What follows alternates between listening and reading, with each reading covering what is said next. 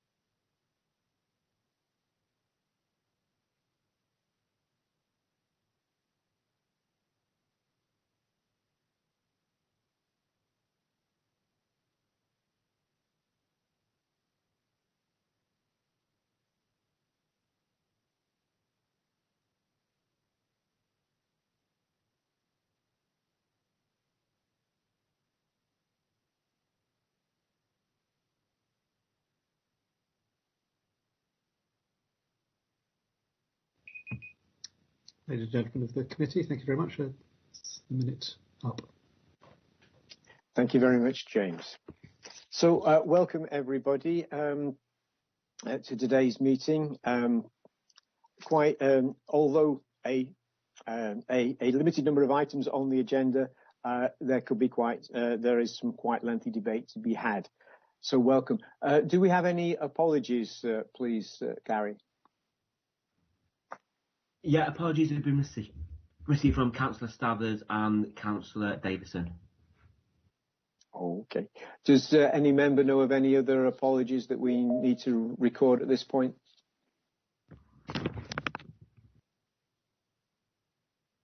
I'll take that as a no. Thank you very much, Gary. Are there any declarations of interest at all?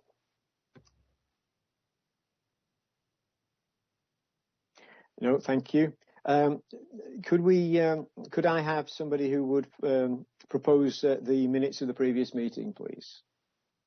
Chair, I'll do it, Councillor Parish, but I've got one obvious amendment on page 7 under 5.2. The last paragraph of 5.2 has got micro-immolation, which I assume should be micro-simulation.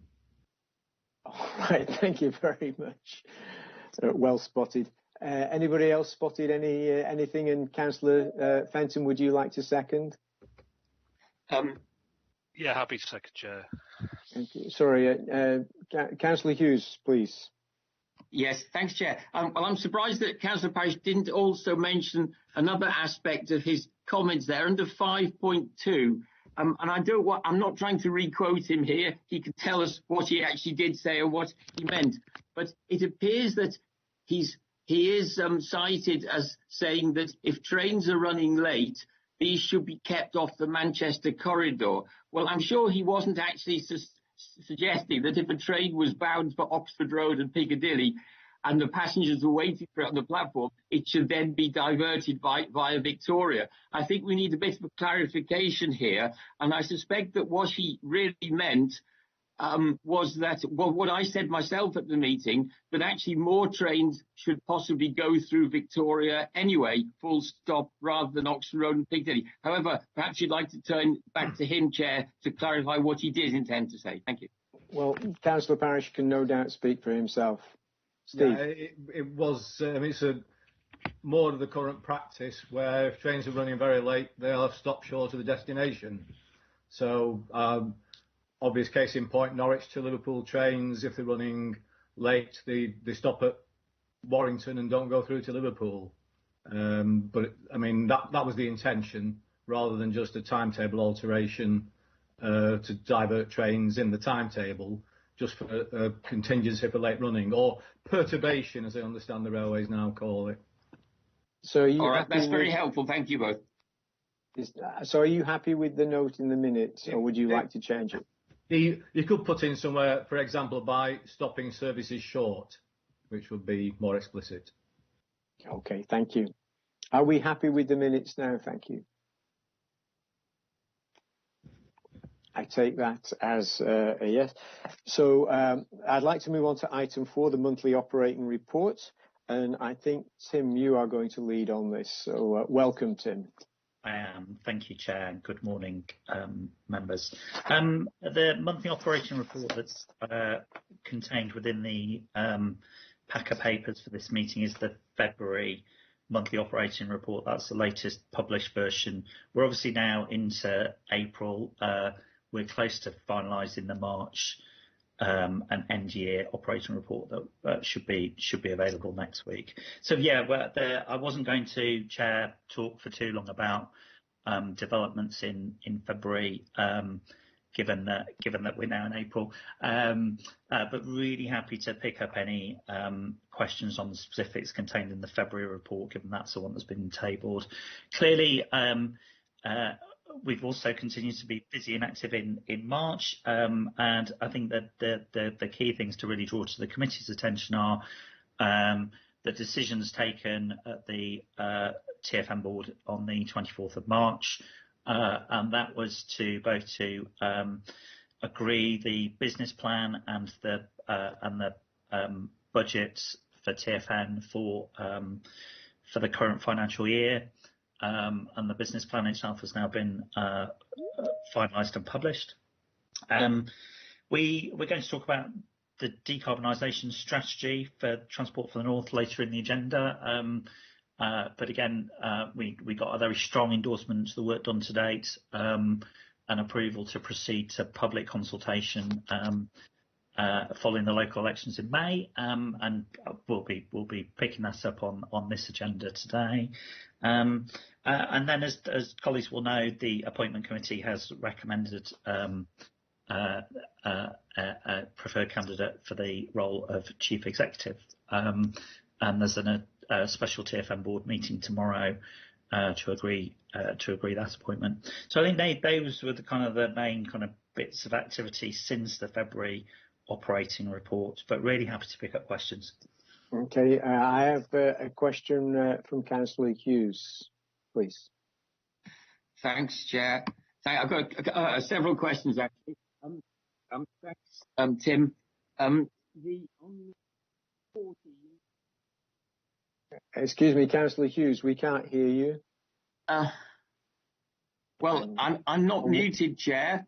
Oh, we can hear you now, and we can see you, so that's very good. Yes, okay, I was just glancing at the papers, I apologise. In the first paragraph on page 14, there's a reference to a letter sent to the Transport Secretary providing advice on TFN's preferred. I just wondered whether any response had been received to that, and if so, of what it comprised.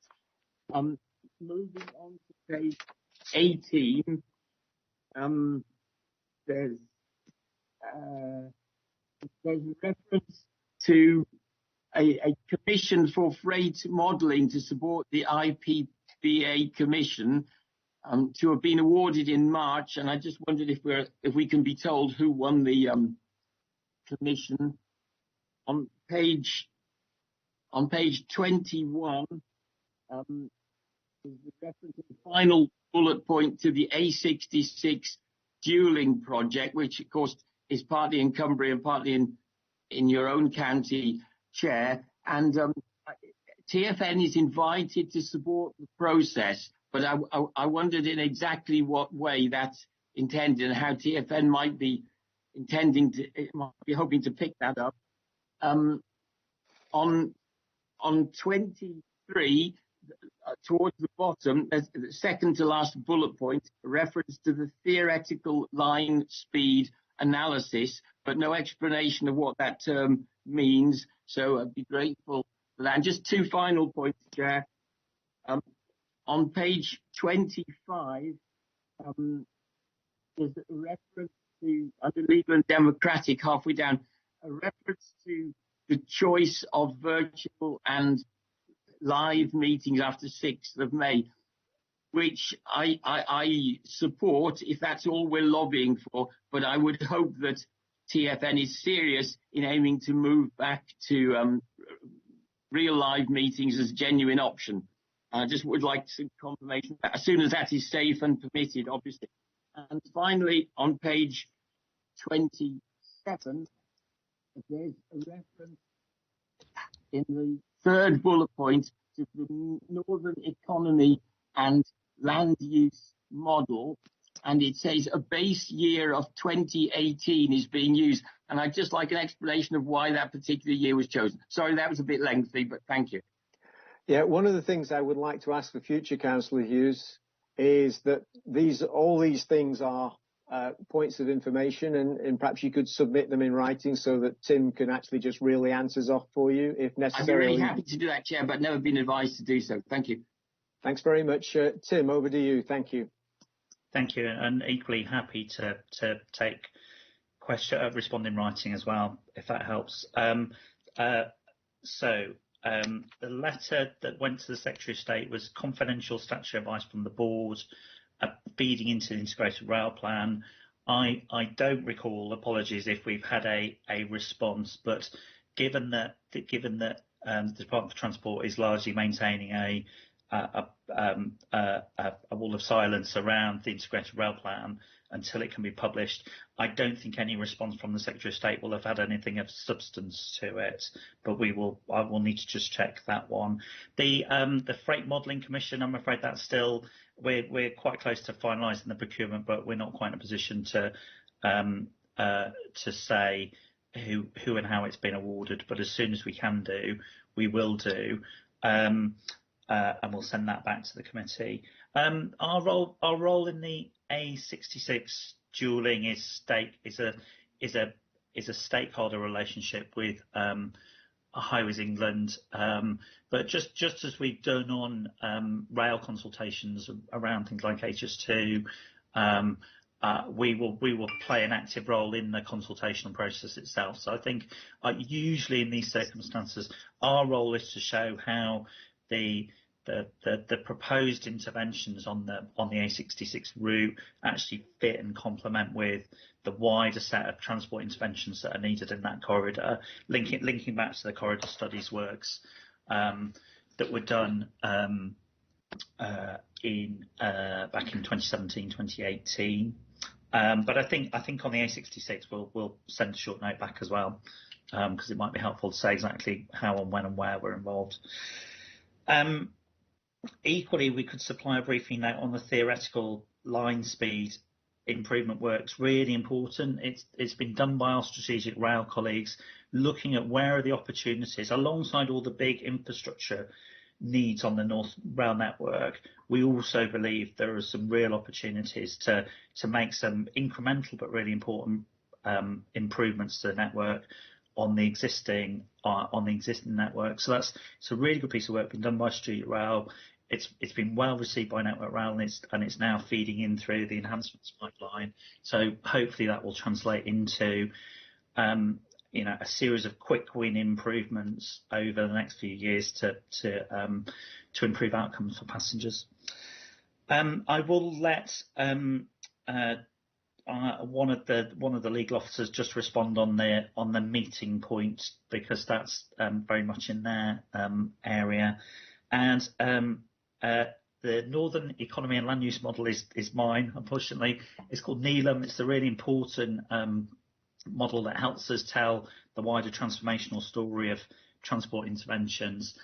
The reason why we use a 2018, or why we're moving to the 2018 base year, is we need to use some very granular data at a very local level to be able to pick up particularly land use response. And 2018 is largely the latest available of a comprehensive, very detailed data set. So that's why we're moving. Thanks for all your answers, Tim. Most helpful. Thank you. Thank you. Does anybody in the legal team wish to pick up on the face-to-face versus virtual meetings at all? Clearly, Chair, we are bound by the legislation on this point. However, there are issues in relation to holding large face-to-face meetings in the period from June until it is safe to hold meetings in large venues, so that we will be looking, first of all, as to whether the courts make a ruling on whether virtual meetings are legal following the 7th of May. And secondly, we will look at the practical aspects of keeping both officers and members who need to safeguard their health, keeping them safe in the interim. But obviously, in the longer term, we would certainly be looking to move back to face-to-face meetings. Okay, thank you very much. I hope that answers the question. We will be towards the end of the meeting. There will be a brief reference on the next meeting anyway. Sean Chater, please, would you like to ask your question or questions? It's not a question, Chairman. It's an observation following from Councillor Hughes and to follow on from the officer's comment just now. The 23rd of April is when the judicial review on the word meeting goes before the High Court, Administrative Court. It's being now supported by Robert Jenrick. So it sounds very likely that hybrid meetings and fully electronic meetings will be supported unless the judge decides to be rather perverse. It's very likely it will be able to continue. One thing I will say, Chairman, and if I may just make this point, there are other facets to online and offline. I was able to do a meeting just before I came to this meeting of the Scrutiny Commission at my authority, which if we'd have been having to travel, I wouldn't have been able to do. And we have a similar problem with so much of this, and I do think we need to give serious consideration to the fact that people travelling to meetings, it isn't the easiest because we cover a very, very large area. So it may be that hybrid meetings are an option, which is what we already do at various bodies in our area, where those that wish to be present in the room can be, those that wish to be online can also be, and that may be an option after the 23rd and the decision in the High Court. Thank you.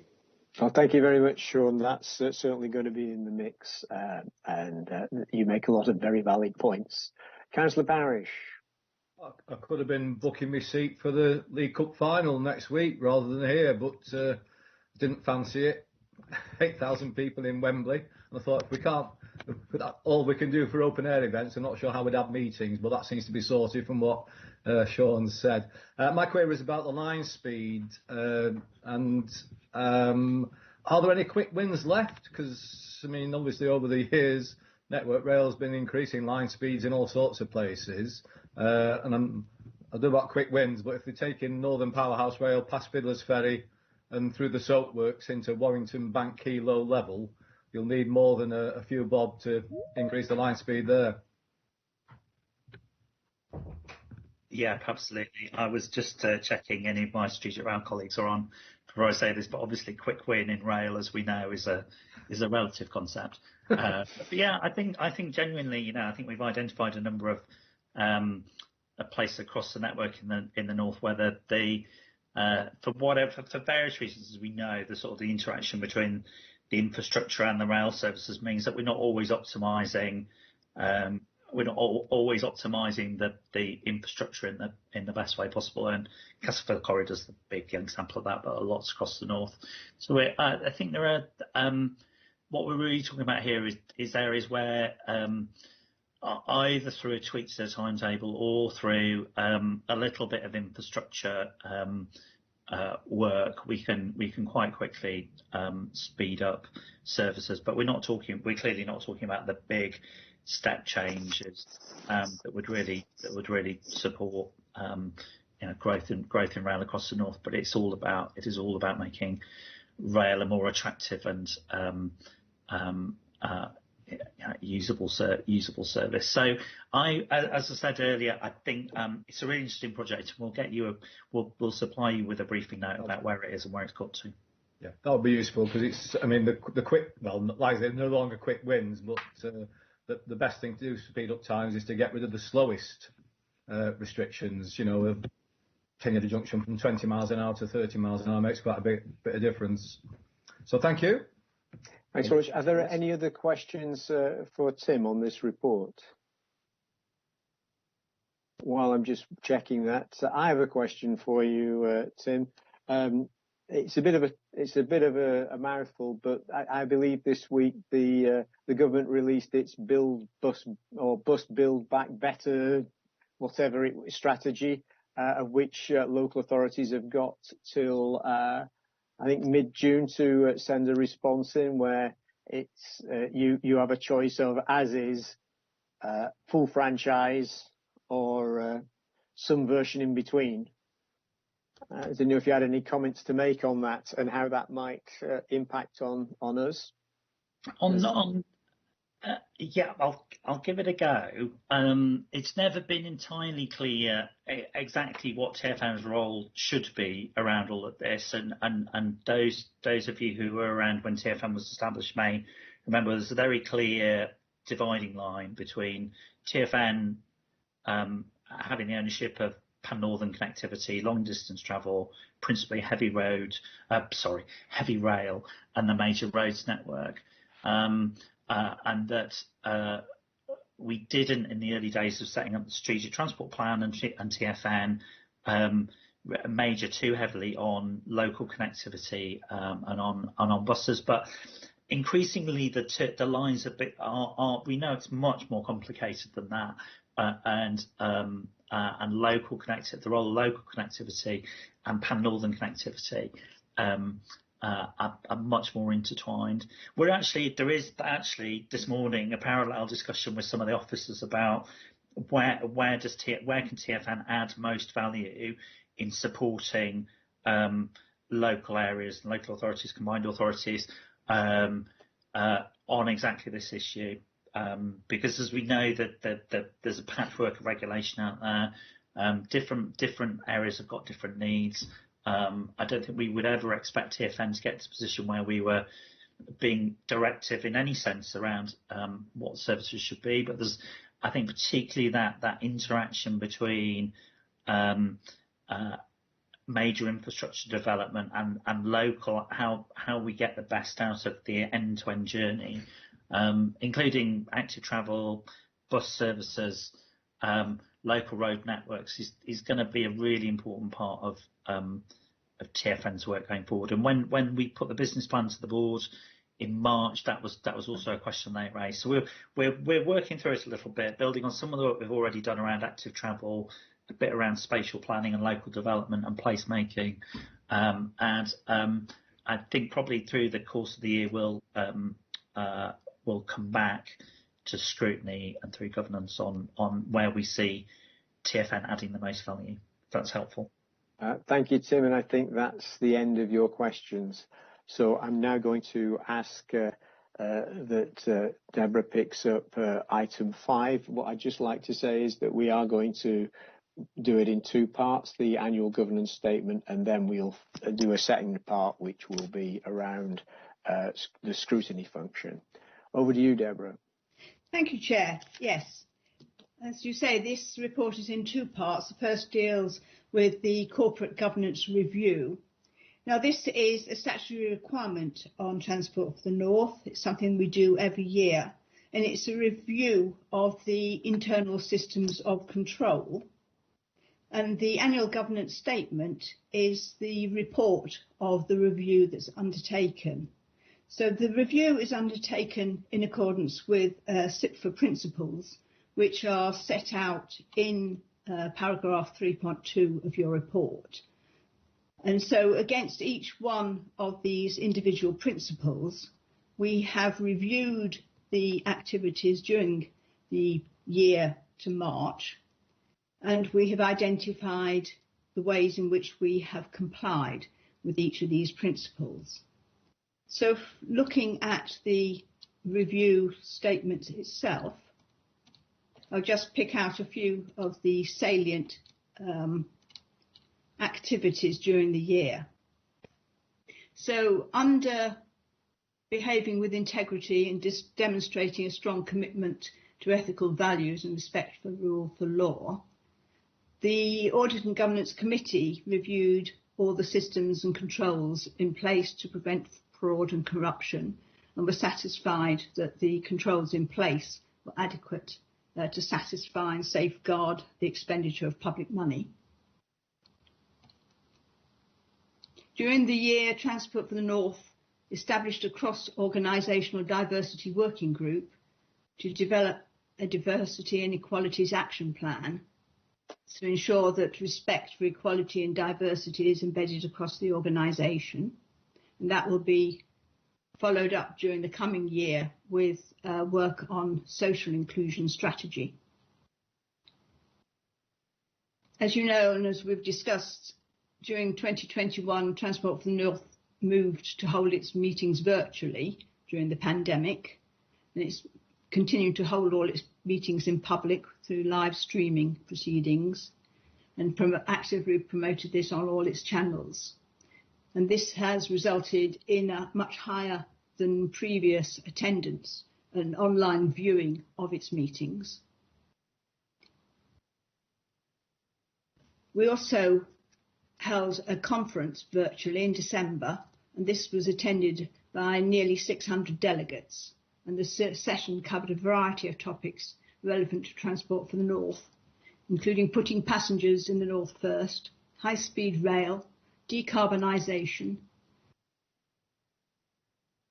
The speakers included both TfN representatives, board members and government ministers, and this was very well received. During the coming year, a public consultation will be rolled out for the decarbonisation strategy, and this is currently being planned to be rolled out during the spring. And obviously the decarbonisation strategy itself is on your agenda later in this meeting. One of the major developments during the year was the introduction of the monthly operating report, which has just been reported to you. This is produced every month now so that all financial and performance information is brought together in one place, and that is published on the website so that it is available to the public as well. So this is a major step forward in transparency for Transport for the North.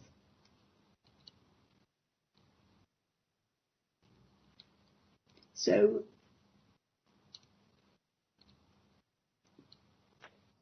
Deborah, I think everybody will have read the report. Yes. I hope they will have done. Would you like to? Would you like me just to ask if anybody wants to ask questions? Because we're being asked to recommend this today. On the challenges for 21 and 22, to say that one of the governance challenges identified for the next year, of course, is the review of the scrutiny function, which we'll be coming on to in the second part of the report. That's very important. Thank you. That's a very important piece. So I'll open this.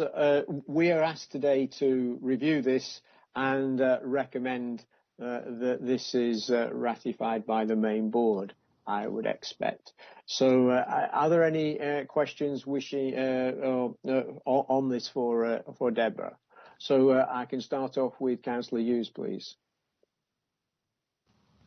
Thanks, Chad. Just two questions for Deborah on this part of the report then. In paragraph 4.1, although this is entitled Scrutiny Review, it is a question about the AGS. And although, Deborah, you have tried to explain very carefully, I'm not actually clear whether the scrutiny function itself needs to be reviewed every year, or whether it just so happens that this year we have to do that. So that's my first question on that. And then on page 62, find it.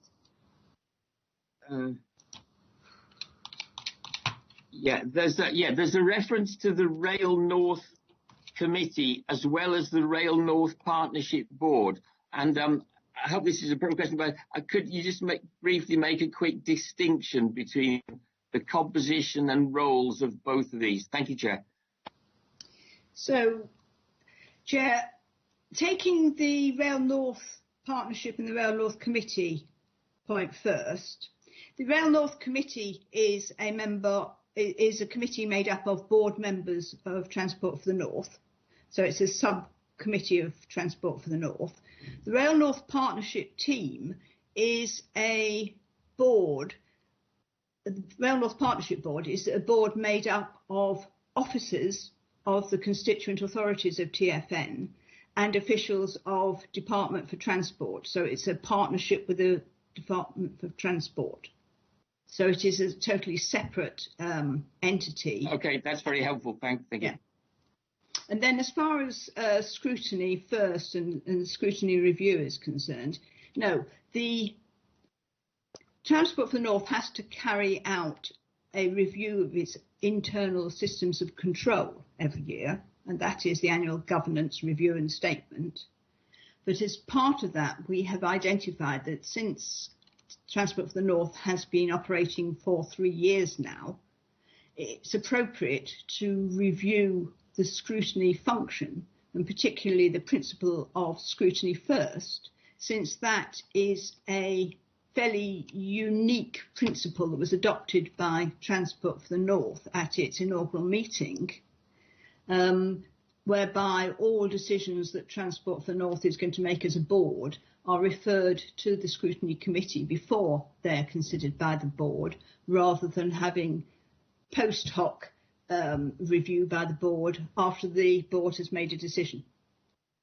Review by the committee after the board has made a decision. That's. Thank you very much, Deborah. Does anybody else have any questions about this governance statement?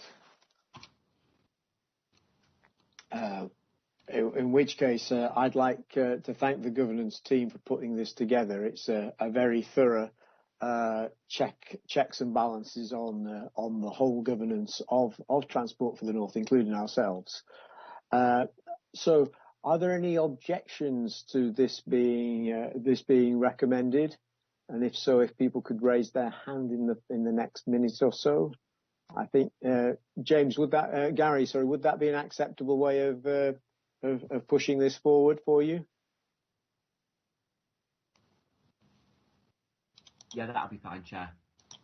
So yes. So are there anybody think are there any objections or any errors in this report, for that matter, or things that we don't think are right in this report? In which case, I'd like to suggest that this committee recommends this report, and we can now move to Deborah's second item, which relates very much to this report, which is why they're both on the both under item 5, which is how we might perform a review of the scrutiny function. So back to you, Deborah. Thank you. Yes, thank you, Chair. Yes, as I said before, it was felt that it was an appropriate time now to review the scrutiny function and how well it is being carried out by Transport for the North, and how happy Scrutiny Committee is with the principle of scrutiny first. Because obviously it means that the Scrutiny Committee has the opportunity to receive all the board's reports before they go to the board, but it does mean that the work programme of the Scrutiny Committee is more or less defined by the decisions that are coming before the board, which means that the Scrutiny Committee hasn't developed its own work programme, except to the extent that it has called for individual reports, such as the report on freight that was called for, and an early report on decarbonisation. The other aspect in the Constitution which hasn't really been developed has been the use of scrutiny panels. So the Constitution allows for smaller scrutiny panels to be set up to review individual topics which the Scrutiny Committee itself would choose. So what we are proposing is to develop a questionnaire to send to both members of the Scrutiny Committee and also to members of the TFN board and other committees to review how happy people are with the scrutiny function, how they would like to see it changed going forwards. And I think the Chair has got proposals as to how the scrutiny review can be taken forward. Thank you, Deborah. Let me just, so I think it's fairly clear that this is just basically a review of how we feel about it and about how others within TFN feel about the scrutiny first, in particular the scrutiny first, which is certainly was novel to me when I joined this committee. So in terms of a process, quite happy to have a little bit of debate today.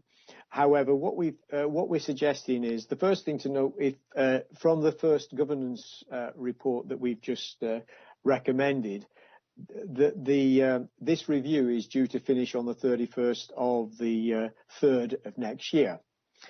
So what I am proposing is that, as I say, there may be some debate today, but I would be proposing that there will be a question. The survey will go out, and that will go out via SurveyMonkey, I believe, with questions that will then be processed and analysed. My suggestion is that we actually invoke a scrutiny panel, so we actually do the one thing that's on the governance report that we haven't actually done in the past, which is to actually have a separate panel. And what I will be doing is we would circulate an email and just see who wanted to be on that panel. We are looking at maybe, I don't know, 3 to 5 people on that panel, and that panel would review the scrutiny performance and then come back to our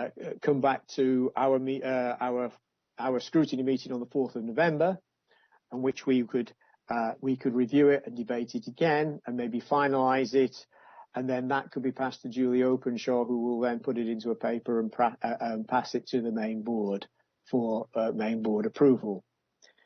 That's my recommendation. So first of all, any questions on the process? Is that process acceptable to everyone? I'm getting some nods. So thank you for that. Yes, Councillor Fenton. Thank you, Chair. I think the idea of a questionnaire is a good one in terms of gathering feedback. I don't know whether you would want to sort of tailor the questionnaire for different audiences, members of this committee and members of the board, in terms of maybe teasing out from members of the board ways in which they think that scrutiny could add more value compared to what we're currently doing. So it's just something to sort of throw into the mix. Thank you. Oh no, thank you very much. It's important that we add value. We're not just here for our beauty. Are there any other comments on the process? Okay. In which, Sean, please. Yeah, thank you, Chair. It could be argued in some ways, it could be the physician heal thyself. Because if we're reviewing how we're doing the things effectively ourselves, well, we might have a slightly biased viewpoint. People might see it that way. I don't know what the backgrounds of all the other members of the scrutiny panel are, but I've been chairing scrutiny commissions for the last 15 years. And I think it's something you've got to look at yourself, but you need to have a critical friend observing to see what you are actually doing is the right way forward. I do believe that what we're doing is right. I think that we have to look at what's been decided by Transport for the North Main Board and Transport for the North in its entirety, because we need to know what's going on for the transparency issue. Because when you're making reviews after a decision's been made, it's the closing of the stable door after the horse has bolted. But it's a case of how best we manage this, and this is part of what I do think we need to have a serious discussion about, because there is this point: who is the one that's best positioned to say what we're doing? Of course, TFN can produce its own viewpoint, but that will be largely made up of people that are used to making decisions, as there would be portfolio holders, etc., etc. But it's a case of are we comfortable with how we're going to do it? That's something I think that needs to be given some consideration to, because, as I say, it is the physician heal thyself. Thank you very much. I believe Councillor Hughes has a comment to make as well. Yes, thanks, Chair. I'm quite content with the process you outlined, and I support Councillor Fenton's comments as well, but making sure the survey is applicable to everybody who might be responding. I thoroughly support the scrutiny first principle that Deborah outlined. Of course, this was one of the original intentions of scrutiny when it was first introduced as a national process, irrespective of what one feels about that decision back in the 1990s. But it's right. However, I'm a little perturbed, Chair, that I and possibly other members of the Scrutiny Committee have in fact asked more than once probably for items to appear before this committee, and they have not done so, or for us to be sent them perhaps in between meetings. One of them was an update on the proposed beaching reopenings, and I've seen nothing whatsoever on that, despite having asked twice at this committee for that. I'm quite content simply to receive the document. But I would like to see it, please. So that's just part of the process that is not really working. Looking at page 50,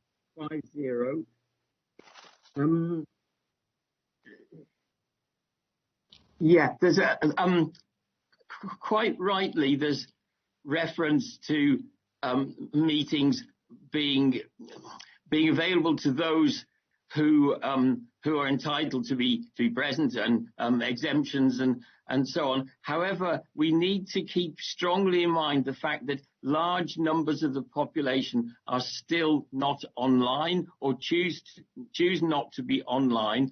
And this is one of the reasons I asked earlier today that we do move back to live meetings as soon as we possibly can. I accept that not many members of the public ever come to live meetings, but it's really important, that this has been a particular issue for us in Cumbria and possibly in North Yorkshire too, that we must not exclude members of the population who are not online. So, excuse me, Neil, we can take that up, but that is not a scrutiny function review. That's not part of the scrutiny function.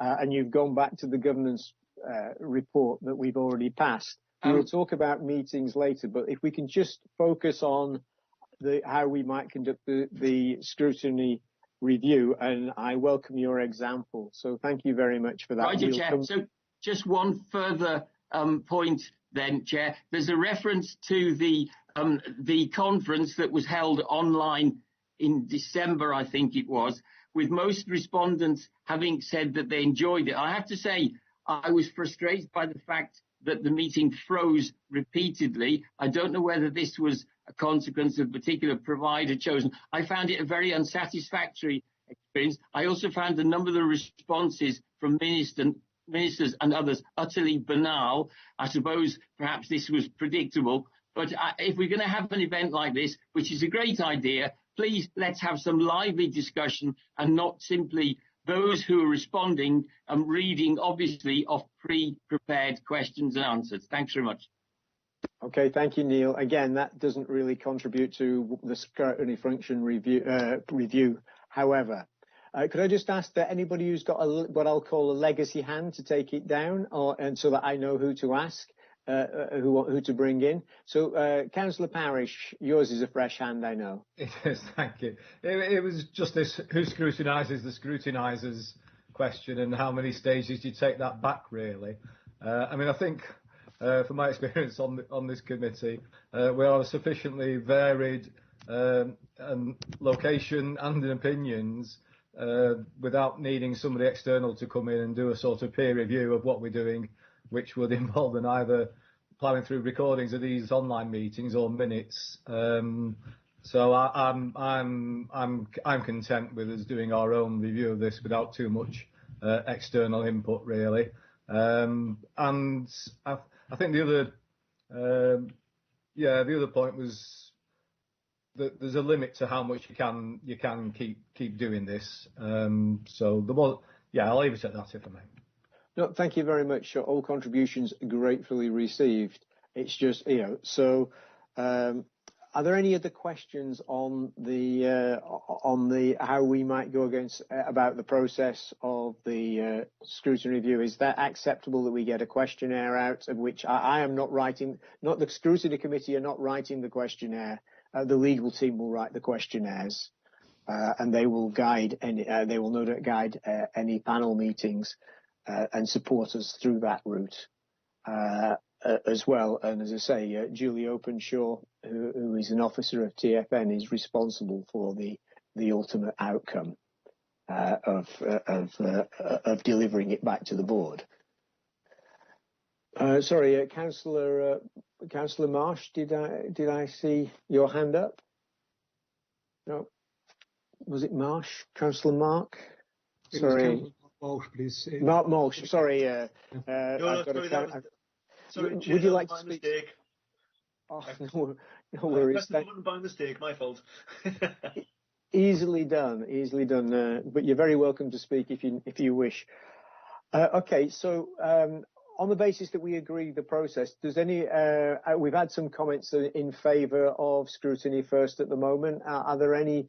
Does anybody else want to add to that debate, or do you want us just to follow the process as outlined at this stage? You're muted, Steve. It's difficult to. Your lips are moving, but no, it was just a nod and saying fine by me. Okay. So, Deborah, it looks like if you can start that process off and start winging the questionnaires, etc., then we will have a process, and also the email to look for perhaps volunteers that might want to be involved in this process. As I say, we're looking at 4 or 5 people to be able to get together and really add value. And we clearly have in our members some really very experienced people of this, so I would welcome volunteers for that. So thank you very much for that particular item. I'm now going to move on to the decarbonisation strategy, if that is okay. Thank you. So will that be you, Tim? And you've got a colleague, Jack Snape, with you today. Is that right? That's right.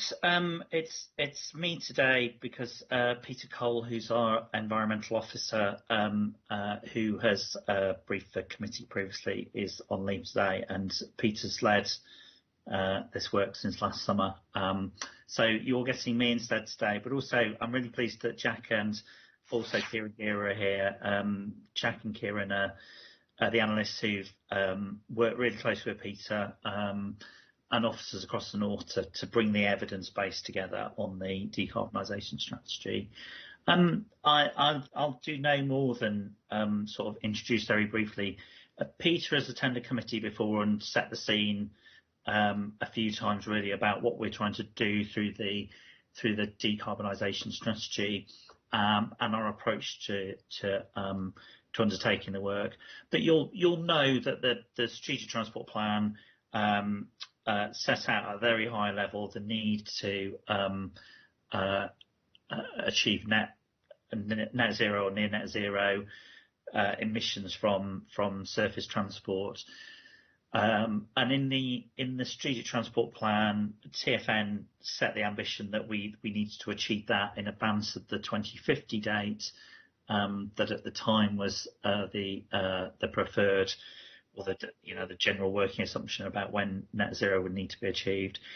Since the strategic transport plan was written, there's been a huge amount of change, not only in the understanding of the evidence base, but also in the way that both authorities across the north have declared climate emergencies and set their own, often quite ambitious, targets for carbon reduction, but also the way in which, both through the Committee for Climate Change, but also through central government, the national story and the urgency and impetus for change has happened as well. So the Transport for North what is now the Transport for North draft decarbonisation strategy, to get my language right, comprises a number of things. Firstly, it sets out that really clear evidence base from Jack and others about drawing on the work that we did around the future travel scenarios, about the implications of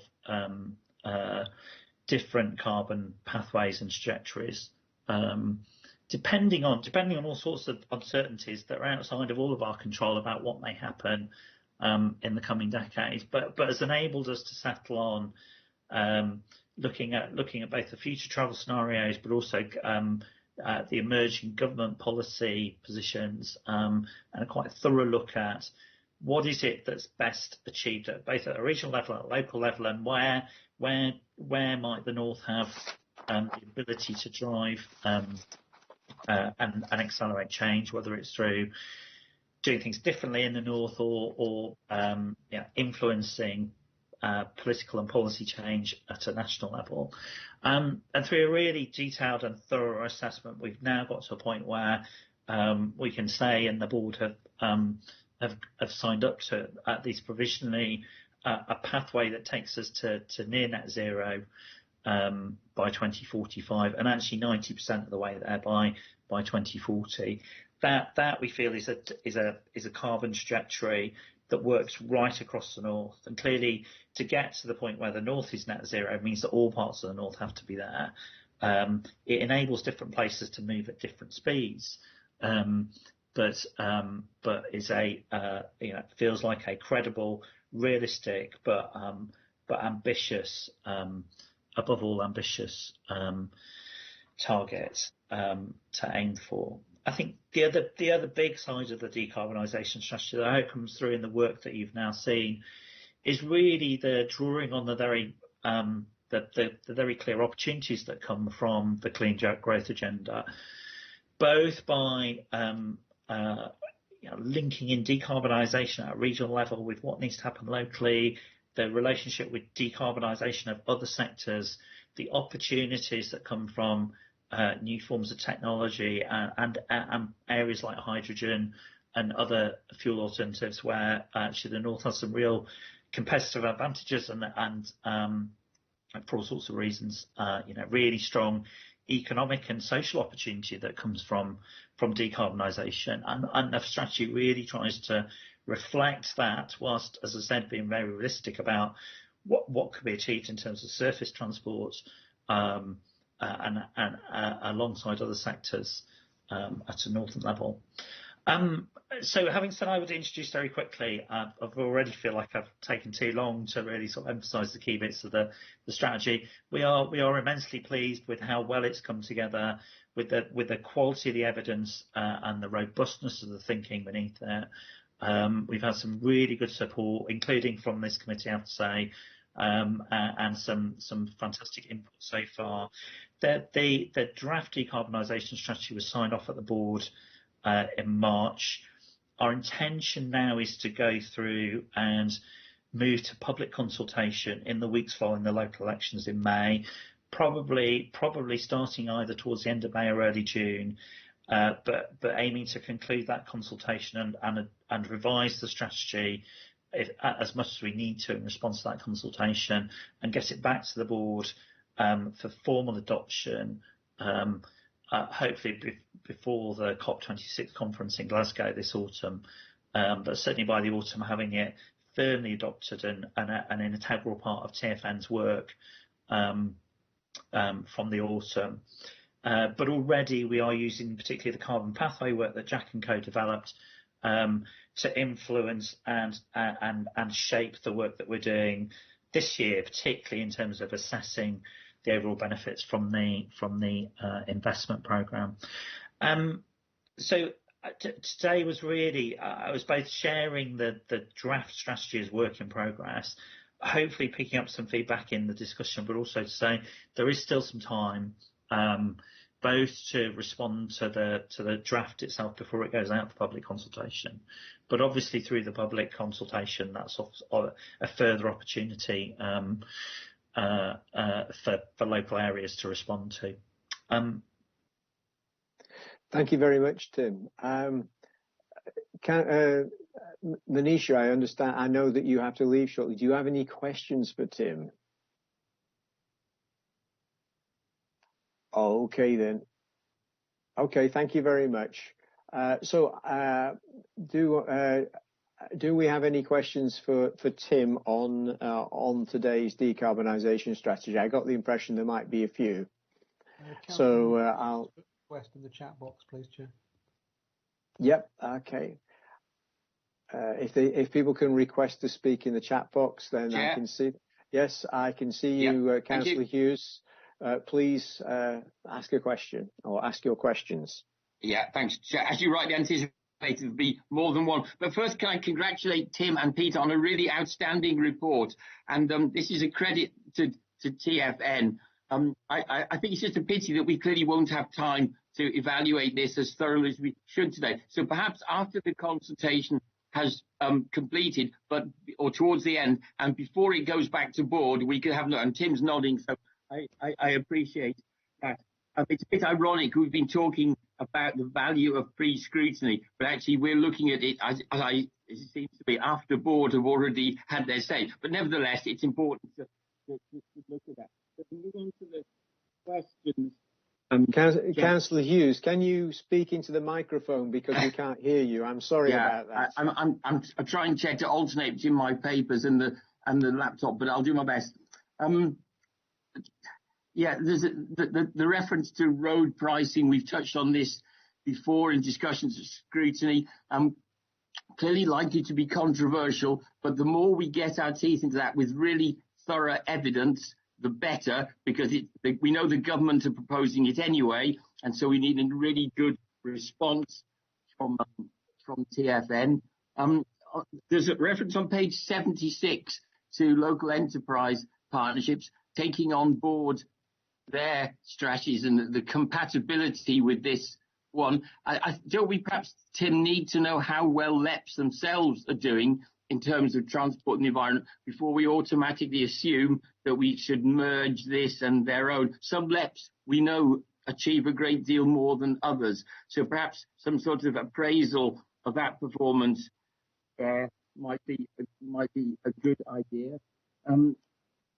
Page 78 refers to the government's own transport decarbonisation plan. I think we'll need to make absolutely clear the separation between the two, make sure that the public, when they respond to the consultation, are not confused on that point.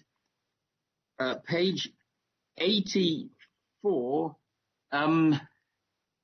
there's now the aspirations in the strategy were based on the government's original 80% zero carbon target, which of course has moved on now to the extent that they're saying wholly zero carbon UK by 2050. And I just wondered, does the strategy intend to make any amendments in response to that? Because actually we could be aiming higher than we are, possibly. Page 116. How many pages are you going to go through? Well, Chair, it's up to you to stop me when you've had enough. But can I point out there are quite a few. can you pick out the most important ones? Yeah, Chair. Well, okay, there are one or two acronyms mentioned in the strategy which are either not explained or explained after they appear. One is transport-related social exclusion, where there is an explanation, but only a couple of pages after the acronym has first appeared. Now, I was going to come on to that, but we need to be cognizant of unintended shortcomings like that. Just ask one more question, Chair, if I may. Page 116, there's the battery electric vehicles performance figure in the graph there, but it's not made clear what this 20% refers to. So, Chair, I did have other questions, hence my comment earlier, we won't have enough time, but for the benefit of other members and your own patience, I'll stop there and let Tim respond. Thank you. Okay, before you respond, Tim, I'm going to just supplement some of those questions because I have similar ones, or some similar ones, but I don't have page numbers for you. So, and while I'm just asking my questions, if anybody else has any questions about the decarbonisation strategy, then please, if you could just put in the chat box and I will bring you in. So the thing I want to pick up with you, Tim, which fits with, hopefully, with some of the questions that Neil has made, is it's quite clear to me that, TFN is not an island, and in actual fact, it has a lot of components. And I wanted to ask about the coordination with other local authorities. And within that, I think we could probably include LEPs, because LEPs are now sort of instrumental in getting monies for projects, and they're particularly certainly if the LEP in North Yorkshire is anything to go by, then every project that they've got money for at the moment is to do with decarbonisation or other quality, other environmental issues. So I think that's important. And then my other point is yesterday I actually spent some time reviewing the air quality strategy for North Yorkshire, and it then just occurred to me as I re-looked at this report. This is fundamental to within although the decarbonisation is only taking carbon dioxide out. In actual fact, I wonder whether we should be making reference to air quality in this report, and in particular particulates, where from the diesel, etc. So those are my points. Those are the points that I'd just like you to build into when you're responding to Neil. Excellent, thank you both. That's enormously helpful. Maybe I should say from the outset, before I start, I think if there are further questions, particularly drafting points, and members would prefer to submit those in writing, we can very easily accommodate and give you a reasonable window. I think probably till the end of April. I'll say that in Peter's absence. If people would like to take more time to either to give us written feedback, or if there are particular issues that you would welcome a follow-up discussion about, we'd be more than happy to do that.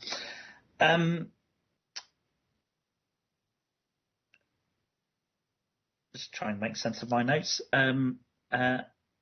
Yep, that was really helpful. I think through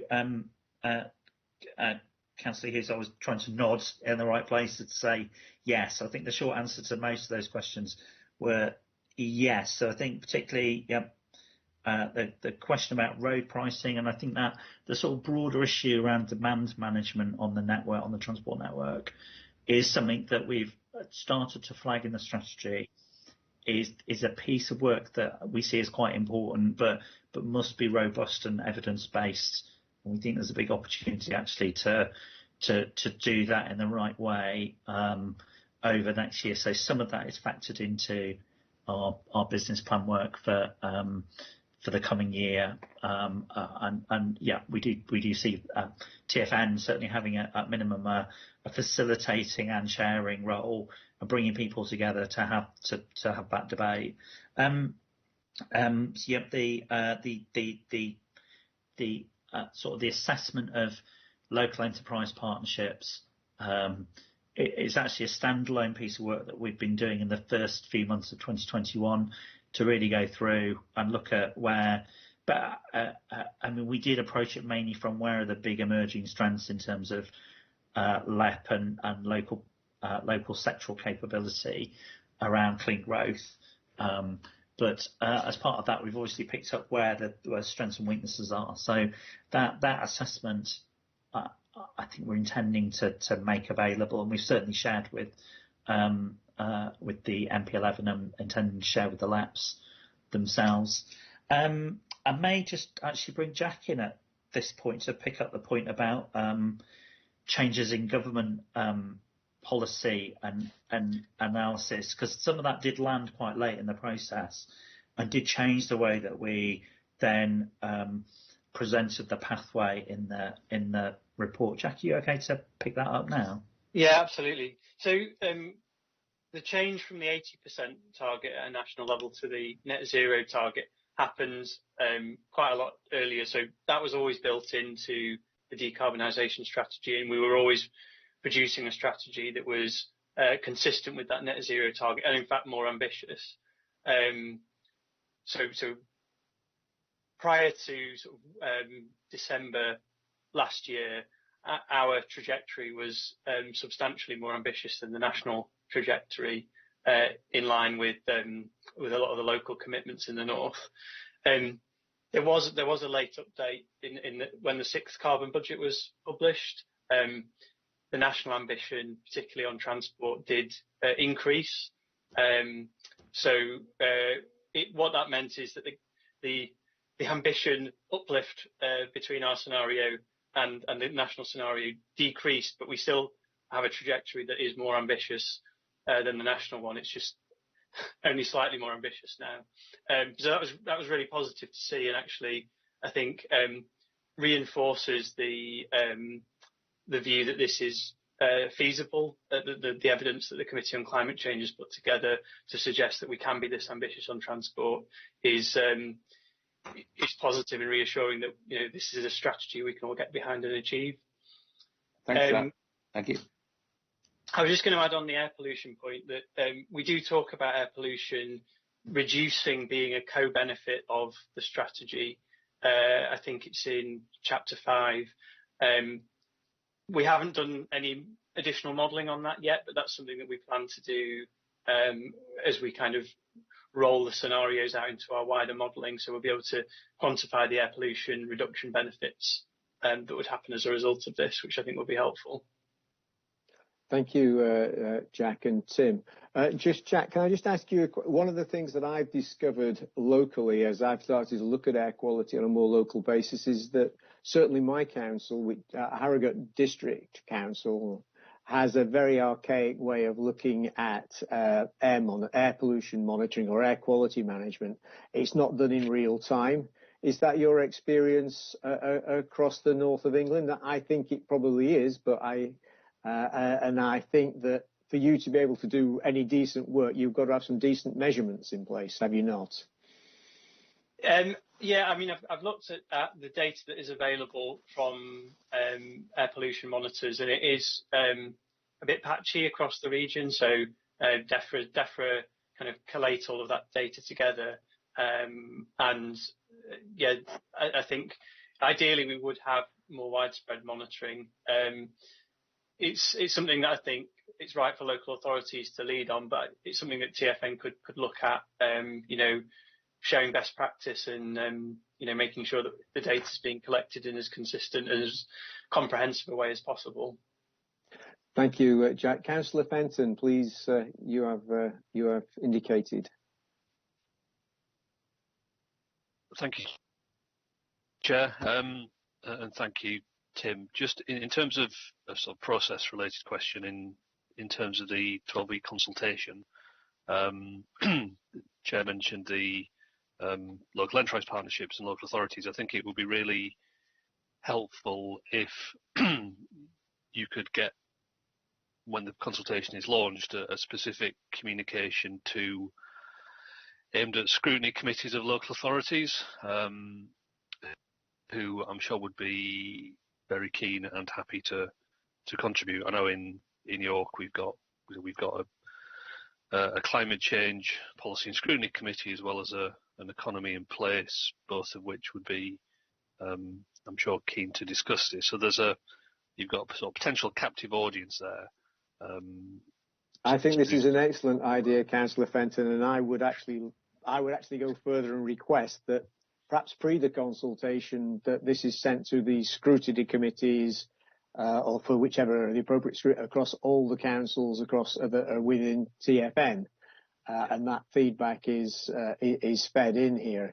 I certainly think, sort of just looking at what Councillor Hughes has produced, I'm sure that would be very helpful and supportive, and I think it would be seen that way if it was sent out. And not only that, I think it reciprocates because perhaps York and perhaps some areas are actually further down the line in air quality strategy and decarbonisation, and Leeds is certainly very ahead of the game. That you actually might get some learning back. Yeah. So I would like to request that is something that you can. Well, I would like you to consider it. I'd like you to act on it really, because I think you will actually get more. You will get help rather than anything else. Yeah, thank you. Unless one of the legal officers intervenes, I think we can commit to doing that. That seems like quite a very, very helpful thing to do. I think a general reflection, I think, is in the positioning of a regional strategy, and I think this is the first time that this has been attempted. We've had to sort of find the right way to get to a robust strategy that really sits between the national tier and the local tier, adds lots of value in doing so, but doesn't do that in a way that trips up or gets in the way of what needs to happen locally. So actually we've been really conscious of this actually right the way through the process of doing this in the right way. And I personally, I think, would really welcome that additional level of interaction at local level, so that by the time we ask the board to adopt this as effectively as a statutory instrument, because it will ultimately, once it's adopted by the board, it will ultimately feed into the statutory plan and become TFN policy at a northern level. And I think at that point we want to be absolutely sure that it's the right strategy that works for all authorities across the north in a really positive, constructive way. Councillor Jones, I honestly don't know the answer to the question of when is the government publishing its own decarbonisation plan. I don't think we know either, but I would be interested in the response from other councillors on the call as to how they think that their council would react to responding to this document being sent to them and asked for them to look at it. Does anybody think that their council will go, this is bad news? Councillor Jones, is it Councillor Jones that's just put your hand up? Yeah, please come in, Councillor Jones. Yeah, I just wanted to really add to what you'd said. I think if we can circulate it to our authorities, I would have thought my authority would be very keen to support it. The only reason I mentioned the government's plan is because it's very helpful to have an idea of what the government's thinking, because there isn't much point in submitting views that are totally opposite to the government's, and hopefully we're not doing that. The aim is obviously to try and prod and poke the government into further action. That's what we really want to do. That's all, Chair.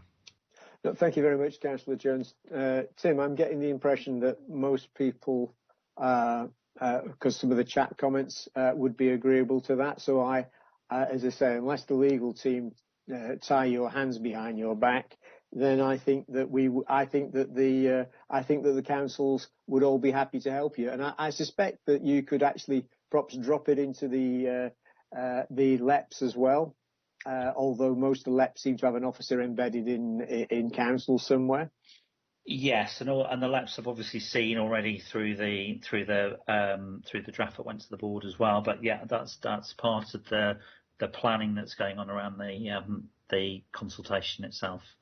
That's really helpful. Thank you. And then one other thing that's just cropped up: we now have a Yorkshire and Humber Climate Commission. So are there any other comments for Tim on decarbonisation at this point, or can I let Neil ask 2 more questions?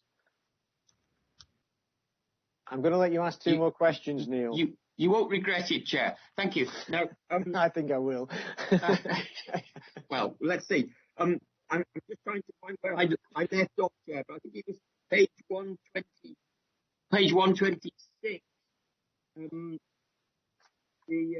Yes, it's about demand responsive services, and I find that local authorities always seem to assume that these are universally popular, but I find that the older the user gets, actually, the more they prefer to have a timetabled service, just because of all the complications of phoning up and all this sort of thing. So I think we need to be cautious. Tim's nodding. He knows what I'm saying. Not rule them out at all, but make sure they're tailored to the audience they're aimed at. You gave me 2 questions, Jeff, so I'll just try to find the relevant. I will send my drafting amendments to Tim as he.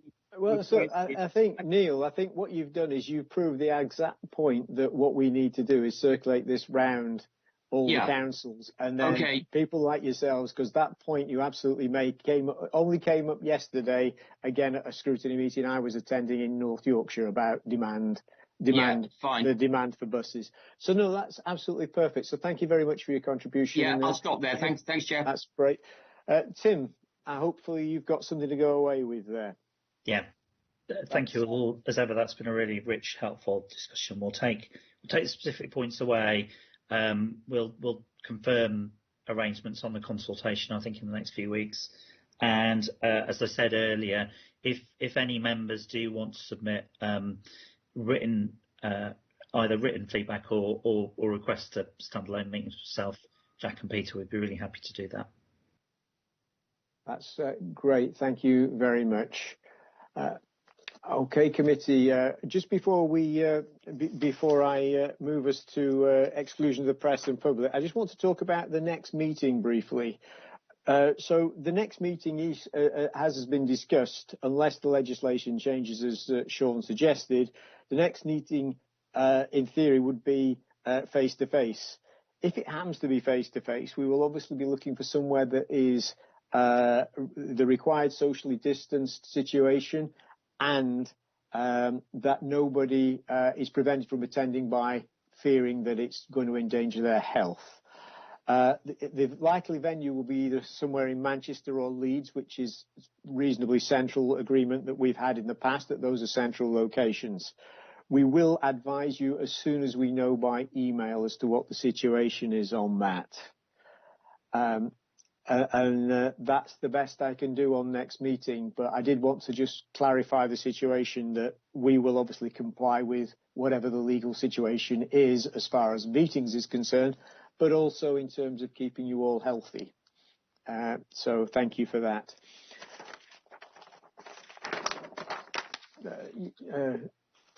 Sean, please. Yeah, could I ask, Chairman, that we give serious consideration to whether or not we can do hybrid meetings. We've been doing them quite successfully at my authority and with the Humber Bridge Board and various others.